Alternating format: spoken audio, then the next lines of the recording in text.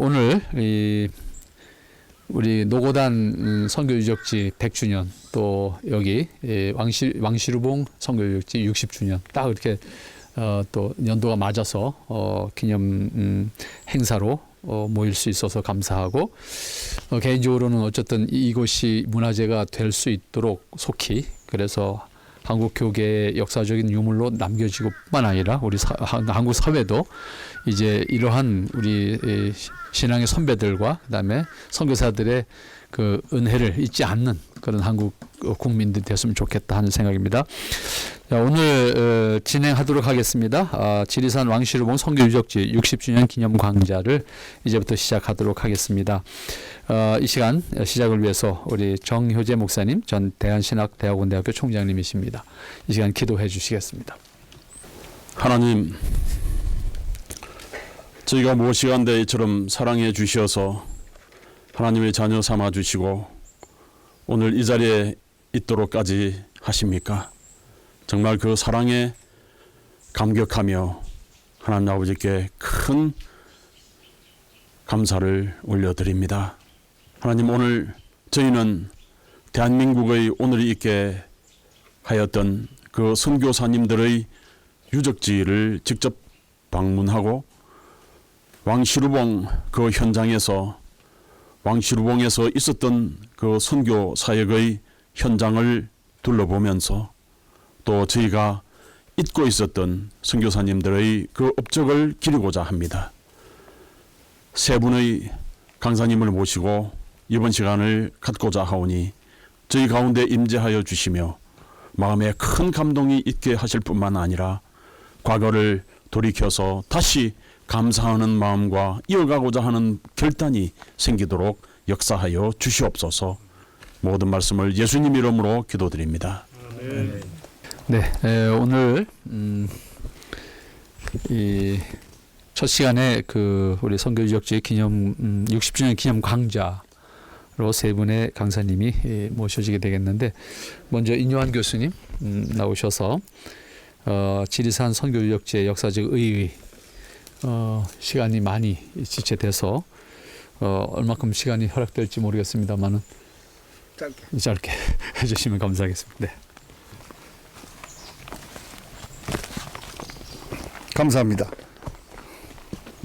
다시 한번 우리 강 회장님하고 우리 김진홍 목사님 이 자리에 이 먼 데까지 오셔서 감사합니다.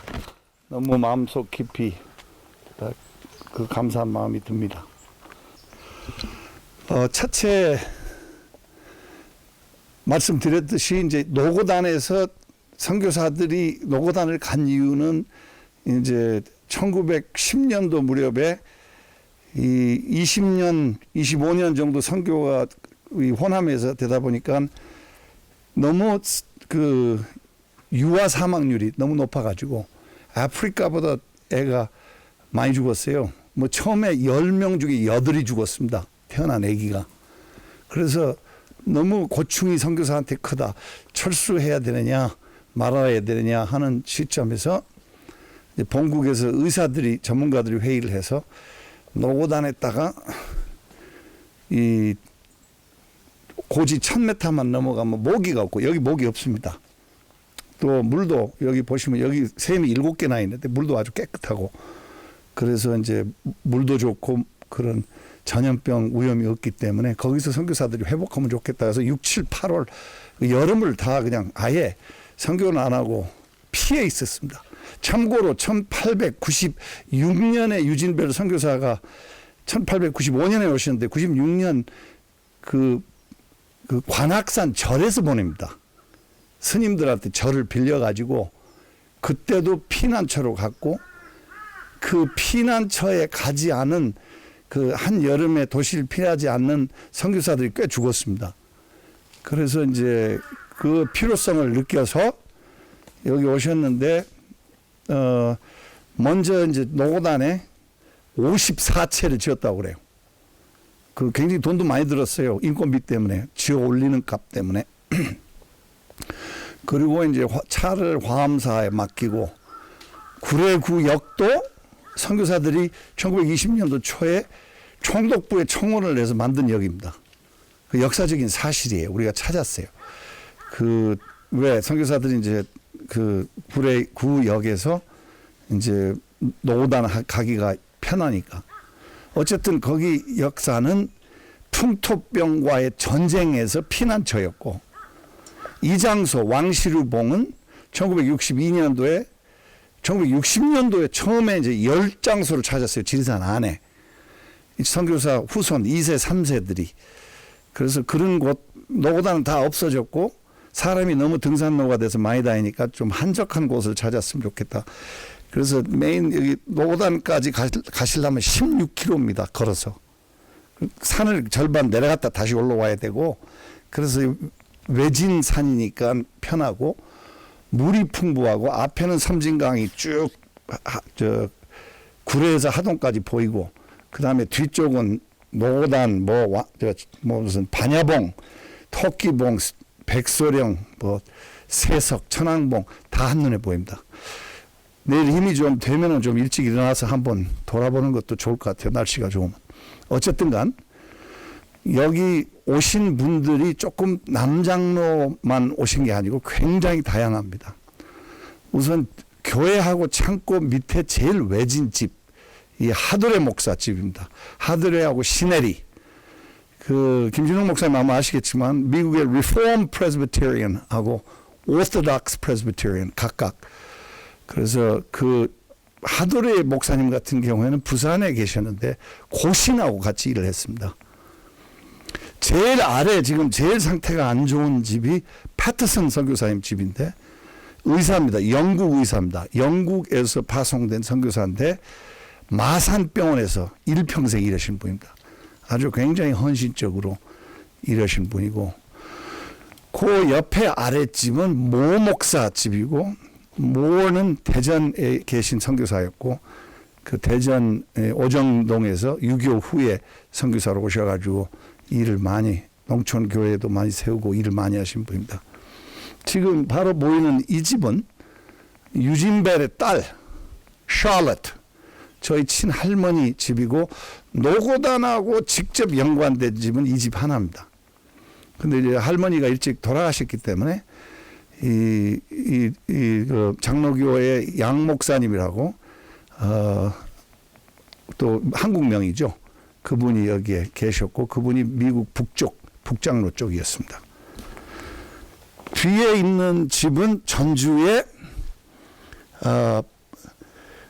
조요셉 목사님 집이었는데, 하퍼 2대를 한국에서 계셨고, 저기 노고단에 그 일제시대 때 이제 스토리들을 많이 썼어요.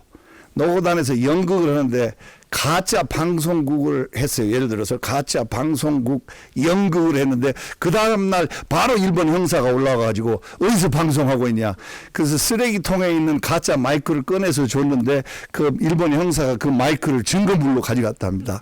그 정도 이제 탄압을 받는 시기였는데, 누군가 거기서 이제 선교사들이 연극하는데 뭐 방송 얘기한다. 그러니까 일본 사람들이 방송에 노이로제가 있어가지고 그런 좀 재미난 일도 있고. 여기서 보이지는 않지만 제일 아래쪽 집하고 바로 위에 제일 작은 집은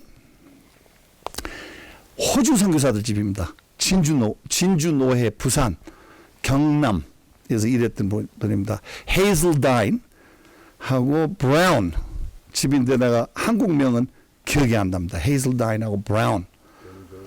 예, 두 분입니다. 그 다음에 이제 제일 끝에 집, 경치가 아주 좋은 집이 있습니다. 그 집은 토플 5.16 민족상을 받았고, 여수 애양원에서 일평생 소아마비 환자 수술하셨던 분이 거기 계셨습니다. 그 다음에 저희 집 바로 위에 있는 저희 집 바로 옆에 집은 로빈슨 목사님 집이었습니다. 그리고 이제 제일 아까 목사님하고 같이 다녀온 초가로 입힌 집, 원래 지금은 비닐로 씌웠지만 영국식 초가로 씌운 집이, 초가에가 창문이 있어요. 특이합니다. 그 집은 이제 저희 아버지가 영국식 초가집을 흉내내서 여기가 쇠밭이 옛날에 많았어요. 그 쇠를 가지고 입힌 집입니다. 그래서 그대로 지금 보존했습니다.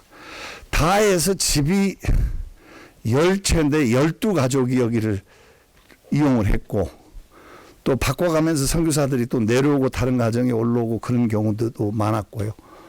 그리고 오늘 제가 강조하고 싶은 거는, 그리고 미래를 좀 바라보는 것은, 여기가 그 정신을 살렸으면 좋겠어요.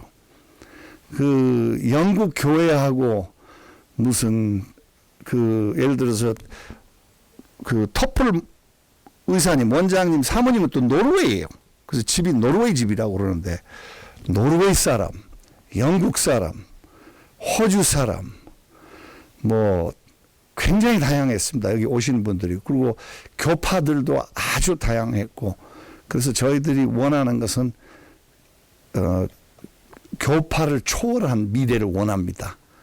될 수 있으면은 뭐 감리교도 좋고, 장로교도 좋고, 침례교도 좋고, 성결교도 좋고, 다 좋은데, 좀 여기가 한국이 파송한 선교사가 이제 미국을 능가할 텐데, 한국이 할 일이 너무너무 많은데, 앞으로 미래에 그 선교사님들이 가서 힘들고 어려운 일 당하고 그럴 때 돌아와서, 본국에 돌아와서 좀 쉬고 영성 훈련할 수 있고, 한겨울은 조금 어렵습니다. 엄청 추워요. 영하 20도 이렇게 떠지니까. 그렇지만 봄, 여름, 가을은 이곳에 오셔서 이제 길도 한 3분의 1 정도 돼 있어요. 조금 더 낸답니다. 길을, 그 임로를. 그래서 그렇게 보존이 됐으면 좋겠고, 무엇보다도 여러분들한테 다시 말씀드리지만, 이분들은 다 대부분 다 돌아가셔서 천국에 가셨고 보상 다 받았고, 이거는 구례의 재산이고 또 교계의 재산이고 관심 가진 사람의 재산이라고 감히 제가 말씀드리고자 합니다. 뭐 더 이상 특강은 말씀드릴 건 없고, 그렇게 간략하게 집집마다 설명했고, 오늘 지금 날씨가 금방 어두워질 것 같아서 저는 여러분들의 잠자리를 준비하러 좀 가겠습니다. 감사합니다. 강동희 장로님, 우리 유나이티드 제약회사 이사장님이시고 또 유나이티드 문화재단 이사장님이신데, 오늘 이 행사에 가장 큰 역할을 하신 우리 장로님이십니다. 나오셔서 두 번째 주제 말씀 나눠주시겠습니다. 여러분들 참 여기서 뵙게 되니까 사명감들이 다 드실 거로 생각이 됩니다. 오늘 뭐 특강이라고 그러기보다도 참 이렇게 현장에 와서 이렇게 보면서 우리가 평상시에 못 느꼈던 걸 느끼고, 이걸 교회에 접목시키는 역할을 여기 오신 분들이 좀 해주셨으면 좋겠습니다. 제가 항상 어디 가서나 얘기하는 게 뭐냐면, 고려는 불교가 세웠고 불교 정신으로 세워졌고, 조선은 유교로 세워졌고, 대한민국은 기독교 정신으로 세워진 나라다. 이거를 어디 가서나 강조를 제가 하고 있습니다. 기독교는 대한민국을 세웠죠. 여러 가지로 세웠는데, 우리나라 조선 말기에 볼 것 같으면은 여러분들 뭐 아시겠지만 콜레라로 해가지고 장안에 일주일에 6,600명이 죽었다고 그러죠. 그러니까 한성이 그러니까 나머지 돈은 말할 수 없이 엄청 많은 사람들이 쓸고 갔죠. 참 벼가 누렇게 익었는데 이거를 수확할 사람이 없을 정도로 죽었다고 그럽니다. 조선 말기가 이제 그 병이 이렇게 돌을 뿐만 아니고 문둥병 환자가 2만 명이 넘었다고 그래요. 엄청나게 문둥병 환자들이 많았고, 그다음에 하여튼 그 선교사님들 그 사진 보면은 문안 안쪽에도 똥이 이렇게 많아가지고 사람 똥을 이렇게 밟고 다녔다고 그런 기록이 나온 걸 보고, 참 조선 말기에 참 한국의 상황을 잘 보여주는 게 아니겠나. 그리고 대문 바깥 큰 그 문 바깥으로 나가면 가마뜨기에다가 시체들을 둘둘 말아가지고 이렇게 버린 것들이 눈에 많이 띄었다고 그러더라고요. 그렇게 조선 말기에 대한민국의 상황은 어두웠다는 얘기죠. 그뿐만 아니고 제일 문제는 뭐냐면은 민비가 무당을 불러가지고 궁 안에서 그렇게 굿을 많이 했다고 그러죠. 그렇게 굿을 많이 하고 그 무당이 돈을 받아가지고 관직을 매매했다고 그러죠. 그리고 민영이가 거기에 또 앞장서서 관직을 팔고 엉망이었던 대한민국, 그 어려웠던 대한민국을 하나님의 눈으로 보실 때 그래도 여기를 살려주신 게 하나님 아닌가 이렇게 생각을 합니다. 그 일본에 갔던 그 이수정 유학생으로 갔죠. 이수정 뭐 지금으로 따지면 국장정 문교부 국장 정도 되는 직책인 모양이죠. 가가지고 이게 이분이 이제 개종을 해가지고 기독교인이 되면서 미국 감리교고 미국에다가 선교사 파송해달라고 엄청나게 청원서를 썼다고 그러죠. 그리고 거기 또 같이 있던 맥클레이 선교사가 계시고 그래서 가우추이 목사님을 민영이를 갖다가 철도 대륙간 철도에서 만났다고 그러죠. 그 가우초 목사님이 그때 돈 2,000불인가 감리교 교단에다가 줘가지고 선교사를 파송해 달라고 그러고 여기서는 이수정 선생이 계속해서 선교사 요청을 하고 그래갖고 가우초 목사님이 맥클레이한테 부탁을 해가지고 알렌으로 연결을 시켜가지고 김옥균 선생이 이 고종하고 다리를 놔가지고 선교사 들어오게끔 이제 했다고 그럽니다. 참 하나님의 눈이죠. 그래가지고 아펜셀러하고 언더우드가 있었는데 언더우드가 인도로 가려고 마음을 굳히고 기도하는 중에 하나님이 이걸 바꾸셨다고 그러죠. 대한민국으로 가라. 그래서 장로교 아펜셀러와 언더우드가 부활절날 이 땅에 오셨죠.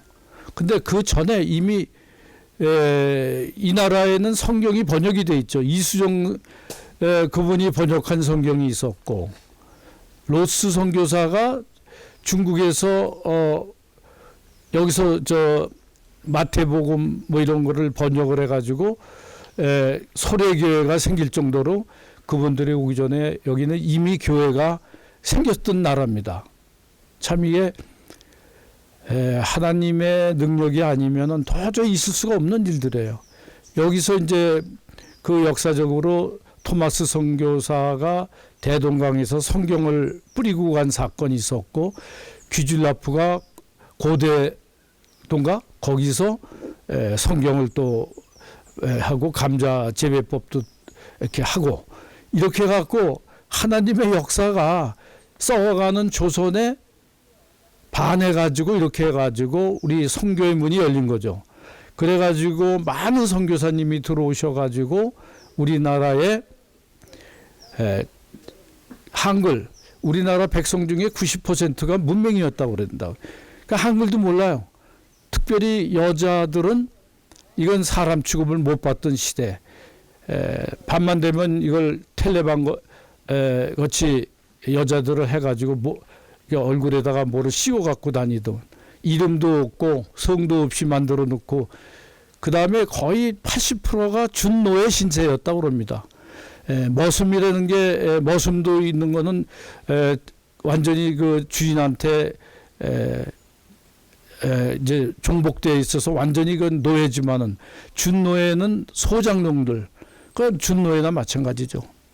그래갖고 국민의 80%가 백정부터 해서 쟁이들이 전부 준노예 상태입니다. 그러니까 뭐 까빠치라든지 뭐 만드는 쟁이 지금 아이돌이라고 해가지고 막 뭐 뜨잖아요. 근데 이거 옛날 남사당 준노예 신분입니다. 백정급에 대우받았던 세대. 이래가지고 전 국민이 거의 80% 이상이 노예 내지 준노예 상태. 여성의 인권이 없고 양반 한 20% 10% 내지 20%가 이 나라를 지배하던 그런 조선. 이거를 기독교 선교사님이 들어와서 전부 개혁을 한 겁니다. 한글을 만들어 가지고 한글 교육 시켰죠. 문법이고 뭐고 선교사님들이 다 만들었는데 그 성경 번역을 바로 이 장소에서 한 겁니다. 그렇게 성경 번역했죠. 이걸 교육을 시켰죠. 병원, 종합병원 28개를 전국에다 다 선교사님들이 만들었죠. 그 다음에 교육기관 거의 3,000개가 넘는다고 그런다고. 중고등학교를 합쳐서 국민학교, 보이지 않는 거의 교육기관을 선교사님들이 거의 만들었죠. 그래서 교육, 문화, 모든 문화활동, 뭐 클래식 음악, 뭐 하다못해 야구, 테니스, 골프 할 거 없이 전부 기독교가 들어와서 가르쳐준 거죠. 그리고 우리나라에 독립운동을 하려고 독립신문을 발행해 줬죠. 인재를 만들어서 이승만을 비롯한 그러한 훌륭한 분들을 만들어서 대한민국을 건국하게 해줬죠. 이것이 전부 우리 선교사님들이 대한민국을 세워주신 겁니다. 그분들의 혼이 이 현재 있는 우리가 머무르고 있는 이곳에 전염병을 피해서 올라오는 기지로 사용이 됐던 겁니다. 이러한 역사적인 유적지를 우리가 지금 보면서 우리가 그분들의 대한민국을 만드는 기초를 만들어 주신 분들의 그 얼과 땀을 한 번쯤은 생각해 보는 시간을 갖게 된 겁니다. 대한민국은 하나님이 만들어 주신 나라입니다. 그 다음에 3.1운동 우리 교회가 했어요. 동학에서 돈은 내준 건 맞아요. 동학에서 돈은 내줬지만 프랭카드 만들고 시위를 기획하고 나가서 투쟁하고 한 거는 전부 기독교인들이 했어요. 전부 투옥된 것도 기독교인들이 대부분이죠. 그럼 대한민국 역사를 쓴 것이 바로 우리 기독교고 자랑스러운 우리의 선조들인데, 그 다음에 50년 만에 세계 10대 경제 대국을 만든 것도 우리 기독교 정신의 자유민주주의 아닙니까? 이런 자랑스러운 역사를 갖고 있는 우리 기독교가 지금 별것도 아닌 사람들로부터 조롱받고 있습니다. 저는 그거에 대해서 분개하고 있습니다. 또 기독교 교인이라고 또 목사라고 지칭하면서 기독교를 훼손하는 신학과 목사님들이 있습니다. 저는 이것에 대해서 더욱 분노합니다. 세계적으로 볼 때 인도에 들어갔던 선교사들은 대개 동인도 회사의 직원들이 많았다고 합니다. 인도 기독교가 실패했죠.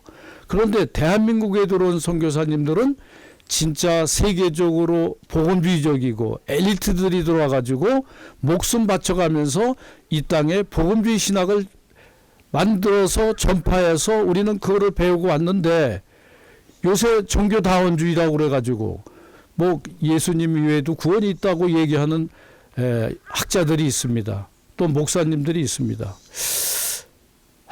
저는 아주 그거 들을 때마다 왜 우리가 잘못 가고 있지 않느냐. 전번에 5년 전인가 무당 굿을 국회에서 한 적이 있습니다. 걔네 한나라당 바로 야단을 치고 국민일보에다가 크게 광고를 낸 적이 있어요. 이러면 한국만 합니다. 한국은 어떠한 일이 있어도 하나님이 세우신 나라인데 무당이 국회에서 굿하면 됩니까? 아마 그 양반이 아마 공천은 못 받았을 거예요. 근데 지금 이 모양이 되지 않았습니까? 하나님이 싫어하는 거를, 하나님이 세워주신 나라를 굿을 해요? 그거 잘못됐죠. 저는 그런 거에 대해서 우리가 개선을 해야 될 점이 아닌가 해가지고 제가 이런 역사를 경기도 광주에 있는 히스토리 캠퍼스에다가 역사를 정리를 해서 전시를 하고 그 선교사님들의 업적을 정리를 한번 해봤습니다. 히스토리 캠퍼스가 그 역할을 했고, 그 옆에 왜 여기에 그분들이 들어왔느냐, 바로 성경의 말씀이다 이렇게 생각을 하고 신약관과 구약관을 또 만들었습니다. 그래서 하나님이 대한민국을 세웠고 하나님이 이 나라를 지키시고 아무리 어려운 일이 있어도 계속해서 하나님이 지키실 것을 확신하면서 여러분들께 다시 한번 우리 무장을 해서 하나님 나라를 이 땅에 세우는 역할이 조금이라도 했으면 좋겠다는 마음을 가지고 간략하게 말씀을 올렸습니다. 이어서 그러면 우리 김진홍 목사님 귀한 말걸음 해주셨는데 귀한 가르침 함께 나누면서 은혜도 또 함께 받을 수 있으면 좋겠습니다. 생각 외로 좋은 분들이 모여서 제가 흐뭇합니다. 저는 인요한 박사님 보면 신기한 생각이 들어요. 선교사님의 후예로서 어떻게 저렇게 신통하고 열리고 열정이 있고 참 훌륭한 자제가 자라게 됐을까 신기한 생각이 듭니다. 내가 조금 전에 강덕영 회장님이 책을 한 권 주셨는데 내가 찾던 자료가 있어서 눈이 번쩍 뜨였습니다.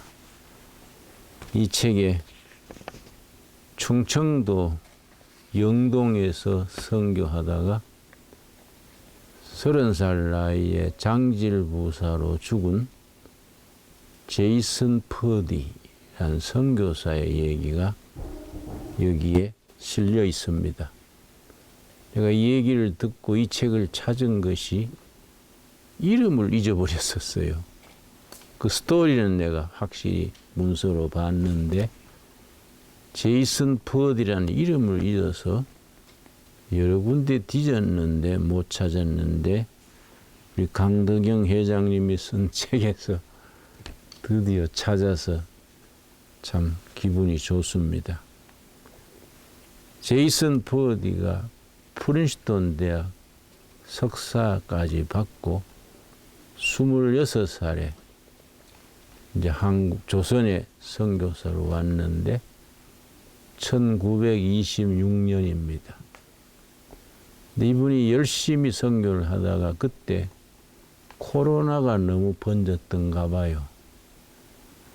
그래서 이제 코로나 약을 가지고 지역을 돌면서 그렇게 선교를 하다가 갑자기 소나기가 와서 그 행여 그걸 죽은 뒤 장사 지낼 때 메고 가는 걸 행여라 그럽니까? 행여를 보관했는 집이 있습니다. 마을에서 좀 떨어진 집이지요. 거기서 비를 피해서 이제 잠시 쉬었는데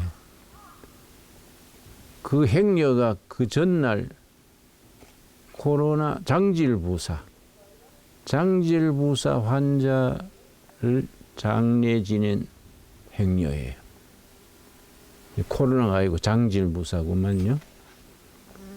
거기서 감염이 된 거지요. 그저서 작기 때문에. 그래서 알타가 이제 3년 만에 선교사로 온 지 3년 만에 죽었습니다.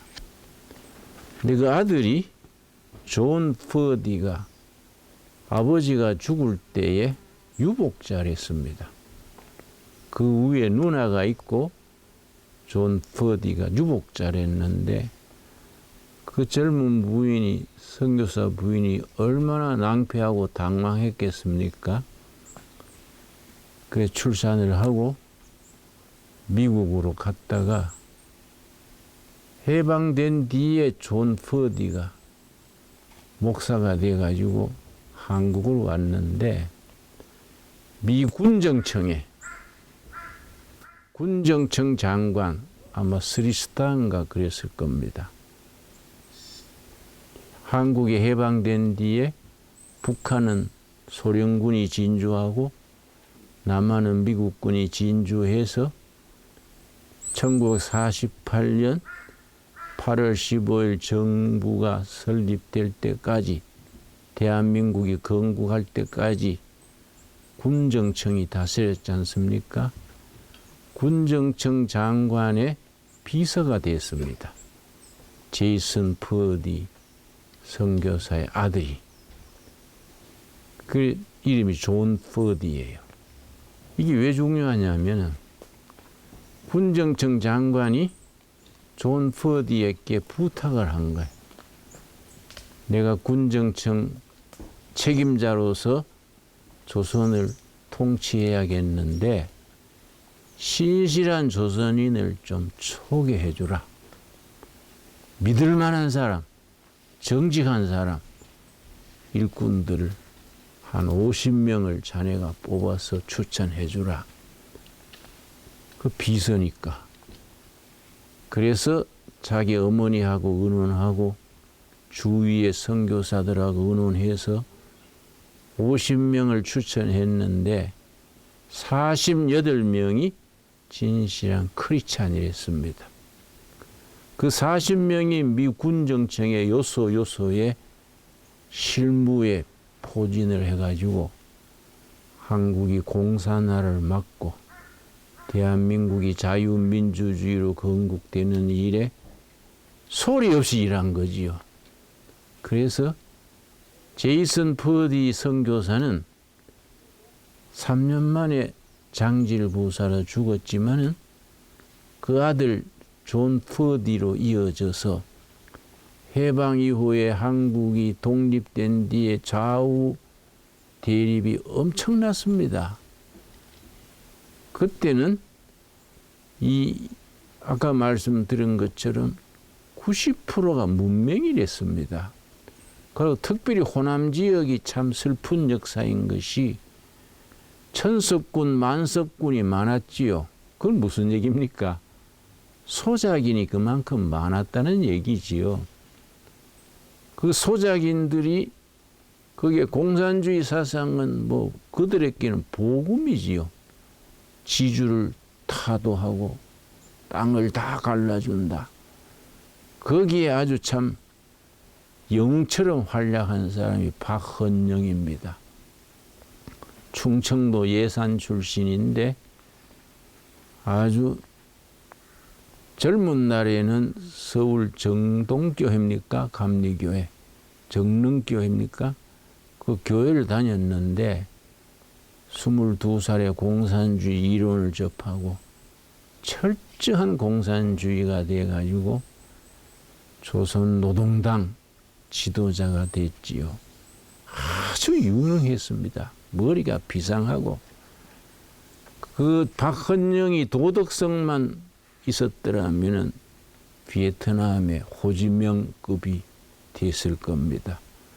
이 사람이 너무 권모술수가 심하고 너무 공산주의 사상을 바르게 받아들이지 아니하고 그걸 가지고 자기 야심을 채우려다가 결국 북한에 가서 김일성 손에 죽었지요. 그때 미 군정청에서 여론조사를 했습니다. 새로 세워질 나라는 공산주의 사회주의를 해야 하느냐, 민주주의, 자본주의를 해야 되느냐.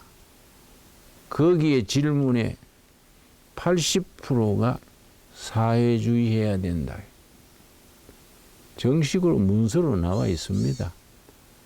그래서 박헌영의 조선 공산당 당원이 100만이랬습니다. 이거는 우리나라가 북한은 소련이 점령하고 있고 김일성이 벌써 다 차근차근 군대 만들고 뭐 토지 개혁하고 그건 진행하고 있는 데다가 남한은 일반 민중의 80%가 사회주의, 공산주의를 선호했으니까 그때는 1917년 소련 공산 국가로 성공하면서 막스 레닌이 거기 레닌이 선포를 했습니다. 우리는 피압방 민족들을 해방시키겠다. 특별히 동방이 중요하다. 레닌이 조선을 찍어서 조선을 일본에서 해방시켜야 된다. 그러고서는 상해에 있는 임시정부에 레닌이 전략적으로 금을 3수레를 보냈습니다. 금, 순금을. 큰 수레. 지금 우리 돈으로 거의 200억 될 겁니다. 조선을 공산화시키려는 하나의 작전으로. 그 중국 상해 임시정부에 금을 세 수레를 보냈으니 상해 임시정부 자체가 그거는 물드는 거예요. 그러니까 역사적 해방 이후로 보면은 우리나라는 우리가 김정은 장군님하고 살아야 돼요. 이거는 보이지 않는 손의 간섭이 있은 거죠. 하나님의 손길이 이 나라를 지키셨다고 저는 믿습니다. 이 나라를 특별히 쓰시려고 이 나라를 구별해서 이승만 박사 같은 탁월한 영재 아닙니까? 자유민주주의를 해야 된다. 고집스럽게 일반 여론을 다 극복하고 100만 당원을 자랑하는 박헌영 그쪽 다 이기고 자유민주주의 국가를 건설할 수 있었던 것 자체가 기적입니다. 한국 건국의 역사를 보면요, 이거는 하나님의 간섭 없이 이루어질 수 없는 일입니다. 그런데 여기 내가 제이슨 퍼디 얘기했습니다마는 본인은 1926년 프린스턴 신학 석사까지 나와가지고 엘리트로서 한국 와서 3년 선교하다가 장질부사로 죽었지만은 그 유복자였던 아들이 존 퍼디가 해방 이후 어머니하고 와서 군정장관의 비서가 돼서 48명의 크리스찬 정직한 크리스찬들을 추천해서 정부 각 부서에서 보이지 않게 지금 그 사람들은 보이지 않게 일한 거지요. 그런 과정을 거쳐서 이 나라가 자유민주주의 국가가 되고 또 기독교가 세계에 성공한 나라 아닙니까? 기독교가 성공한 나라의 대표가 코리아 아닙니까? 근데 중간에 우리가 개신교 역사가 134년, 140년 정도 되는데 한국의 근대사를, 현대사를 주도해 왔지요. 교육, 의료, 여성해방, 한글 깨우치기 뭐. 그런데 우리가 중간에 길을 잃었습니다. 70년대, 80년대, 1970년대는 제일 호황기랬습니다. 정부의 인구 통계 자료를 보면 1970년에 한국의 크리스찬이 390만이었습니다. 390만. 10년 뒤에 1980년에 810만입니다. 70년대 10년간에 2배 이상 부른 거예요. 390만에서 810만으로 부른 거지요. 뭐 기업으로 말하면 대호황, 경제로 말하면 대호황이랬지요. 그때 우리 교회 지도자들이 잘못했다. 저는 그래 반성합니다. 왜냐? 정치가들, 경제인들이 잘 살아보세. 경제적인 그런 구호를 박정희 때부터 열심히 얘기할 때 교회는 좀 달랐어야 돼요. 바로 살아보세. 잘 사는 거 좋은데 바른 가치관, 바른 정신, 바른 역사의식을 가지고 투철한 반공정신을 가지고 바로 사는 운동을 하셔야 되는데 우리 그 좋은 시절에 교계 지도자들이 너무 순풍에 돛달고 교회가 부흥되고 하니까 정치하는 사람, 경제하는 사람들의 잘 살아보세요 편성했습니다. 그 70년대 그 호황의 한국교회가 세 가지 병이 들었다 그럽니다. 그 한국교회 3대 질병 그래요. 첫째는 무속화. 무당 역할을 목사가 한 시기지요. 신학적, 사상적 결핍이지요. 두 번째는 물량화. 복음의 진리를 가지고 바로 사는 운동을 바로 성경으로 바로 가르쳐야 되는데 물질 축복, 병 낫는 거, 뭐 물량하러 교회도 잡고 땅 사고 집 사고 집 짓고 그렇구나 외형으로 나간 거지요. 물량화. 세 번째는 귀족화. 목사들이 교회 지도자들이 대접받고 그러면서 귀족화가 댕깁니다. 일본 교회와 한국 교회 출발점이 달랐던 거는 일본 교회는 귀족들, 지식인들로 들어갔습니다. 그러니까 일본 교회는 저변에 힘이 없지요. 한국 교회는 백정, 쌍놈들, 북청 물잔수, 새우장수, 백정 밑바닥으로 들어갔습니다. 바닥으로 들어가서 신분을 그걸 신분 제대로 타파하고 바닥에서 교육으로 올라오니까 한국교회는 성공한 거지요. 한국교회가 바닥에서 시작해서 불길처럼 일어났는데 축복받아가지고 잘 살게 되고 교회도 커지고 세계 10대 대형 교회 중에 6교회가 한국교회입니다. 그 목사들이 귀족이 되고 뭐 교회 체질이 선교 초기에 선교사들이 목숨 걸고 장질부사로 죽어가면서 온갖 곤생을 하면서 선교하던 우리 선배들의 그 정신, 그러고 목숨 걸고 투쟁하던 야인 정신, 이런 게 없어진 거지요. 교회 안에 울타리 안에서 우리가 안주한 거지요. 그 70년, 80년 이후, 80년 이후가 제일 위험했습니다. 80년대에 주사파 세력이 운동권에 파고든 거지요.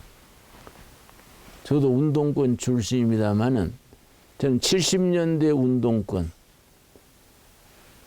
우리 김지하, 또 김덕룡, 지금 감옥에 가 있는 이명박 다 동갑입니다. 그때 우리 운동권은 왜 박정희 대통령이 경제도 잘하고 안보도 잘하는데 왜 헌법을 유린하고 유신 헌법을 만드냐? 민주주의 해야 됩니다. 그래가 우리는 감옥 가고 매 맞고 운동권 이랬는데 결정적인 그는 광주 사태입니다. 광주 사태. 광주 사태 때에 금남로에 피를 물들게 하면서 그 뒤로 운동권이 변했습니다. 그 운동권이 북한 주사파가 스며든 거지요.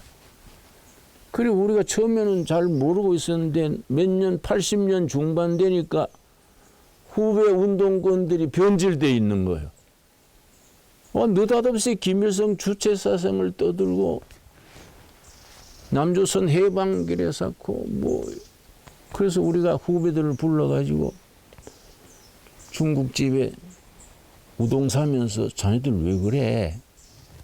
민주주의는 우리가 헌법대로 민주주의 하자고 하는 게 운동권이지 자네들은 좀 변질됐지 않냐? 벌써 민주노총, 정교조, 전학년, 요새 국회의원은 임 누굽니까? 응? 또 통일부 장관하는 이인영, 나하고 같이 감옥 살던 기장 목사의 사입니다. 이인영이. 그리고 임진석, 이런 애들은 완전히 우리하고 생각이 다른 거예요. 민주화의 목표가 다른 거예요. 김일성 주체사상이 민족의 희망이다. 이래가 북한에 밀항성 타고 왔다 갔다 하고 또 임수경인가 북한에 또 학생 해외비를 가지고 보내고 임수경은 북한 가가지고 영웅 대접을 받고 또 북한에 돈을 받아온 사람도 있고 80년 초부터 광주 사태를 분기점으로 변질이 됐습니다. 근데 이걸 중간에 우리가 딱 차단을 했어야 되는데 그 못했어요. 교회는 교회 안에 머물러 있고 우리 같은 70년대 운동권들은 뭐 거기에 신경 못 쓰고 각자 생업에 바빴고 저거들끼리 하다가 이 북한 세력하고 손을 잡고 남한의 옛날 박헌영의 남조선 노동당 살아남은 패들하고 서로 연결이 돼가지고 아까 박헌영 얘기했습니다마는 박헌영의 한국의 유일한 혈육이 박능경 스님입니다. 충청도에서 지금 주지 스님으로 있는데 박능경 스님하고 누가 접촉했냐면은 서울시장 죽은 누굽니까? 박원순이 박능경하고 같이 서강대학의 국사 교수하는 서인석인가 국사 교수하고 국사연구회를 만들었어요. 박원순이. 그 박원순이가 아까운 사람이요. 돈 잘 모으고 똑똑한데 사상이 병들었어. 삼성 같은 데 가가지고 무슨 약점을 가지고 얘기해가 협상을 해가 박원순이가 700억을 모았습니다. 700억 그 당시에 700억을 모아가지고 우리는 뭐 냉수 먹고 라면 먹고 사는데 지는 돈 모아가 변호사 능력이 있으니까 좌파 쭉 돈 갈라주고 지는 많이 먹고 응? 그 서울시장까지 갔지요. 그러니까 한국역사학회 자체를 좌파가 잡았어요. 한국 역사. 그 내가 6.25 때 설교 자료 뽑으려고 서점에 가서 국사 현대사 해방 이후 6.25 전후사 역사책을 찾았더니 내가 깜짝 놀랐습니다. 한국 현대사에 나와 있는 책 10권 중에 8권은 좌파예요. 이건 주사파, 좌익 생각이에요. 이승만은 죽일 사람이고, 응? 박정희는 매국노고,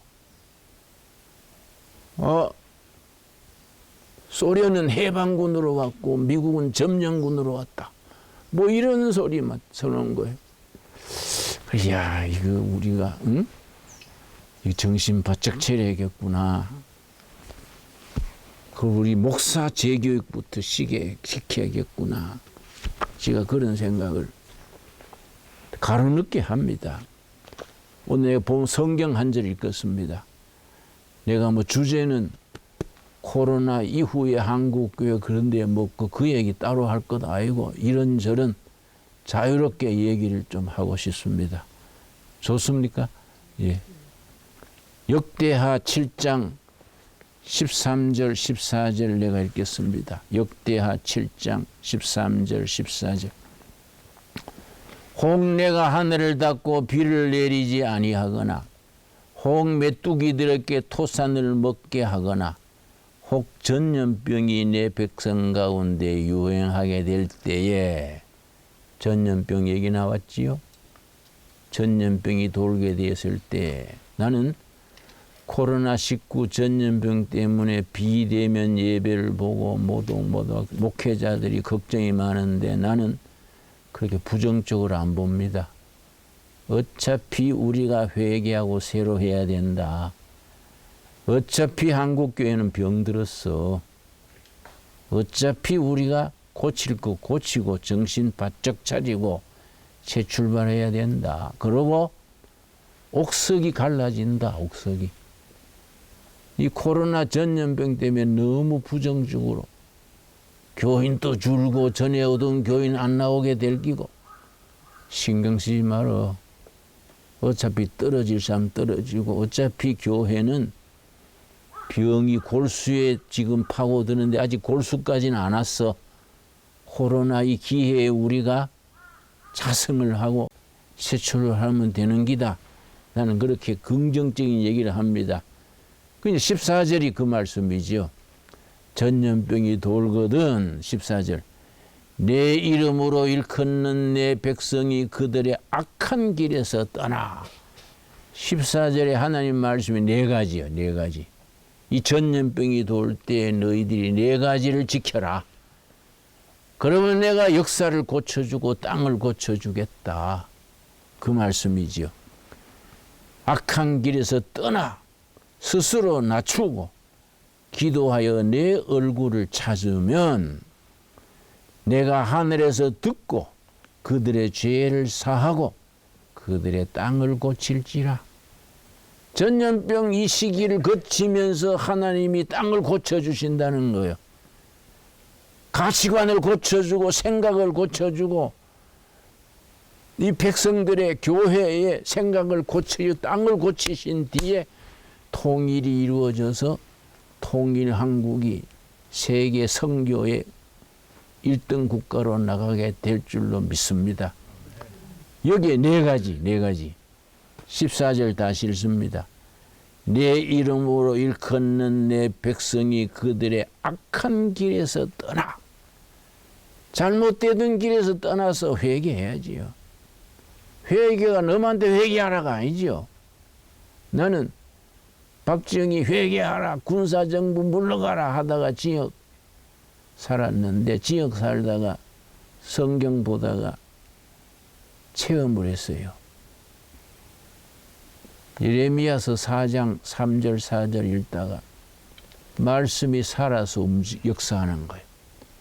살아있는 말씀과 살아있는 내가 만난 거예요. 울면서 읽었습니다. 울면서 회개의 눈물을 흘리면서 아, 내가 참 껍데기만 하나님의 종이지 가짜구나. 내가 위선자구나. 그때 성경이 거울이요 내 영혼에. 성경 들고 자꾸 눈물이 떨어지니까 자꾸 책장에 떨어져서 이렇게 피해놓고 눈물 닦으면서 읽었습니다. 그래 그때 눈물 떨어진 자국들이 있어서 이 책을 안 바꾸는 거지요. 지금 누덕누덕 해가지고 뭐 지금 이렇게 책이 많이 날아갔지만은 그때 그 정신을 바꾸고 싶지 않아서 그냥 쓰고 있습니다.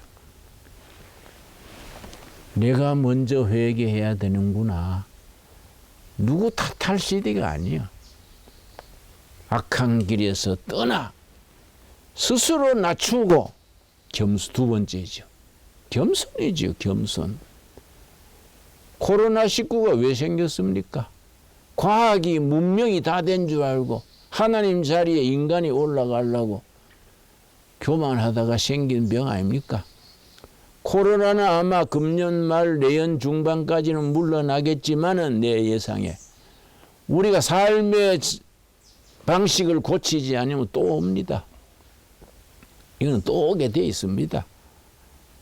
스스로 낮추고 기도하여 내 얼굴을 찾으면 첫째는 악한 길에서 떠나라.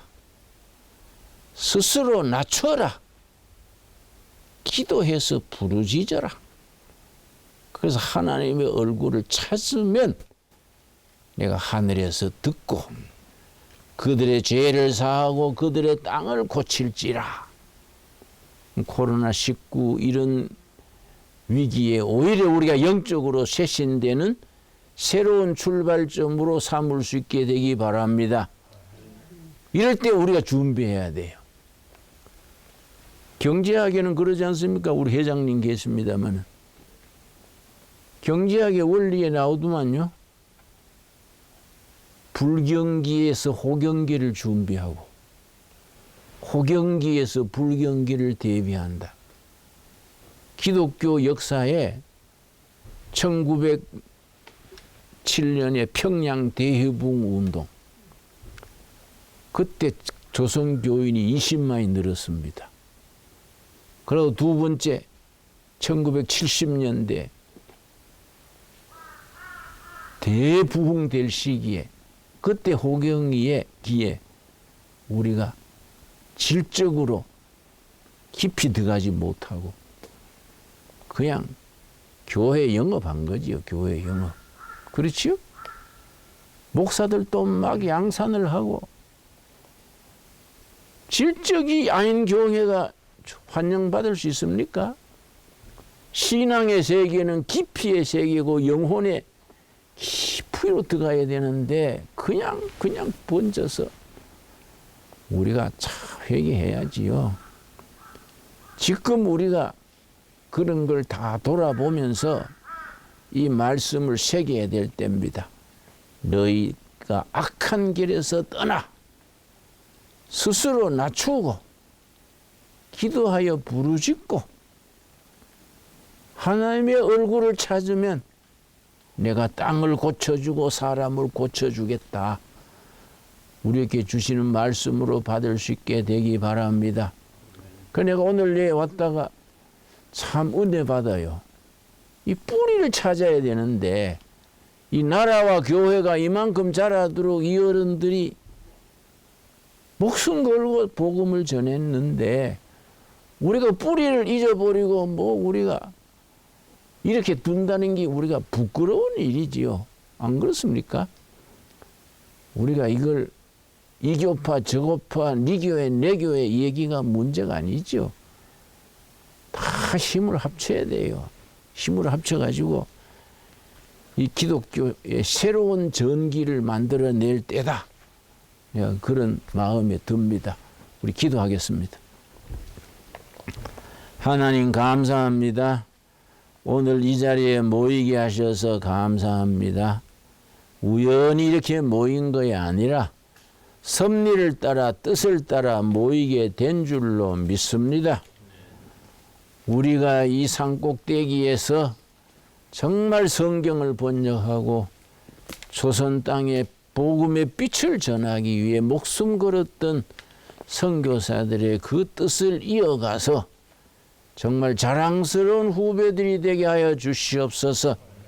한국교회가 이번 코로나 위기를 맞아서 오히려 속의 차고 깨닫고 뿌리 내려서 역사의 위대한 통일한국 시대의 선교한국의 열매를 맺을 수 있게 인도하시옵소서. 예수님 이름 받들어 기도드렸사옵나이다. 아멘.